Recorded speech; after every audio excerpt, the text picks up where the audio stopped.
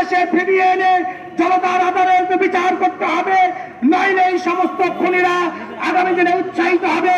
আগামী দিনে বাংলাদেশের মাটিতে আরো খুনের সম্ভাবনা তৈরি হবে। তাই আসুন, খুনি হাসিনার বিচার না হওয়া পর্যন্ত আমরা বাংলাদেশ জাতীয়তাবাদী দল, বিএনপি, ছাত্রদল, যুবদল বাংলার জমিনে থাকবো ইনশাআল্লাহ। বাংলার সাথী আমি বক্তৃতা দীর্ঘায়ু করতে চাই না। আগামী দিনে আমার শহীদুল যে কথাটি বলেছে, আয়না ঘরের মধ্যে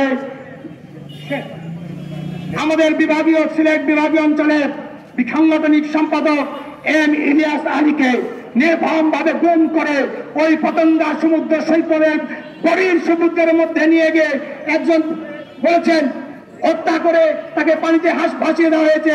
আমি পরিশেষে কথাটাই বলতে চাই, আমরা শান্তি স্থাপন করব। আগামী দিনে কোনো হানাহানি চলবে না, কারো ব্যবসা প্রতিষ্ঠান লুটপাট ধ্বংস করা যাবে না। শান্তি আমরা প্রতিষ্ঠিত করব।